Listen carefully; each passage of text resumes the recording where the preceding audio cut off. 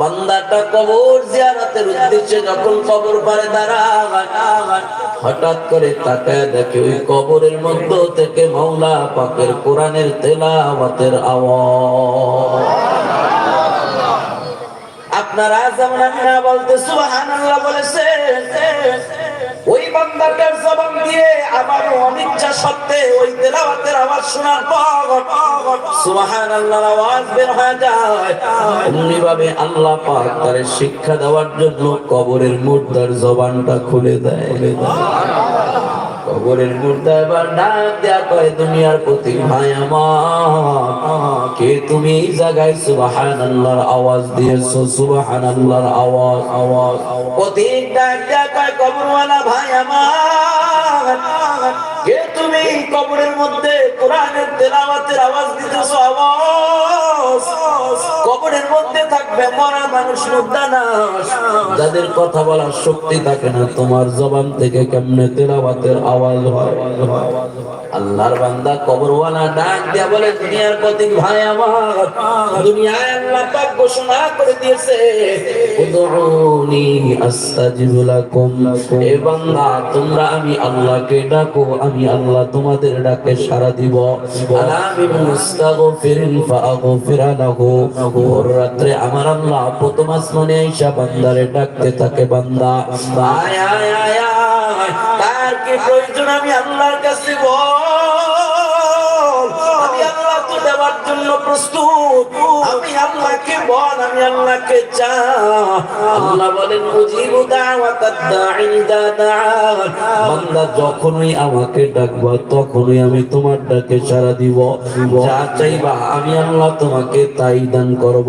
কবরওয়ালা ডাক দিয়ে বলে, দুনিয়ার প্রতীক ভাই আমার, দুনিয়ায় থাকতে আমি আল্লাহর কাছে চেয়ে নিয়েছিলাম, আল্লাহ আমি দুনিয়াতে কোরআনের তেলাওয়াত করে বড় মজা পাইছি রে মালিক, আমি তো চিরদিন দুনিয়াতে থাকবো না, কবরে যদি চলেও যাই তারপরেও তুমি আমার তেলাওয়াত করার সুযোগ দান করিও। আল্লাহ পাক আমার দোয়াটা কবুল করে আজকে কবরের মধ্যেও আমাকে কোরআন তেলাওয়াত করার সুযোগ করে দিয়েছে। ছোট কুলের মানুষ বড় আশ্চর্য হয় যখন আপনার প্রয়োজনে আল্লাহর কাছে না ডাইকে আপনি লোনের জন্য ব্যাংকে দৌড়ান। আপনার ছোট্ট একটা টিনের ঘর আছে থাকার মতো, তাতে আপনার হয় না, লোন লয়া বিল্ডিং লইতে। আরে মিয়া, নিজের ঘরের মধ্যে সুদের গুনাই না, আপনি কার জন্য বিল্ডিং বানায় যাইতেছেন? বিল্ডিং তৈরি করে কার জন্য রাখা যাইতেছে?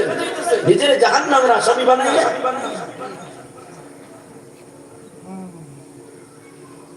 আল্লাহ বলে, বান্দা তুই আমারে যখনই ডাকবি, যখনই ডাকবি, উজিবু দাওয়াতাদ দাঈ ইযা দাআন, রাত নাই, দিন নাই, সকাল নাই, সন্ধ্যা নাই, বান্দা তুই আমারে ডাক, আমি আল্লাহ তো তোর জবানের দিকেই তাকায় রইছি। একটা মুর্দার জবান থেকে ইয়া ইলাহি তু মেরা সত্তার হয়, মুহার হয়, মুহাব্বতে আওয়াজ করে বলা যাবে কি আল্লাহু আকবার।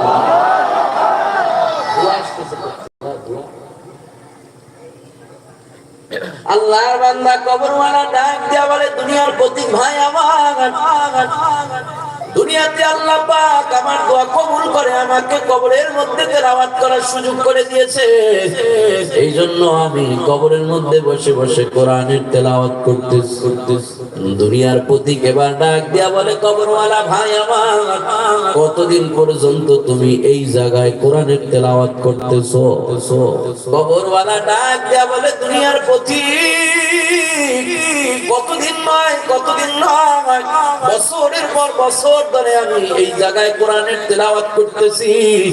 দুনিয়ার প্রতীক ডাক দিয়া বলে, কবরওয়ালা ভাই তোমার কপাল বড় ভালো, যেখানে আল্লাহ পাক একটা হরফ তেলাওয়াত করলে 10টা নেকি দান করে, বিনিময়ে আল্লাহ পাক আমারে একটা নেকিও দেয় নাই, বরঞ্চ তুমি জীবিত অবস্থায় যে একবার সুবহানাল্লাহ বলেছো, আল্লাহ পাক তোমার আমলনামায় এতগুলো নেকি দান করেছে। আমি তাকায় দেখতেছি তোমার নেকিগুলো নেওয়ার জন্য আসমানের ফেরেশতা প্রতিযোগিতা লাগায় দিছে।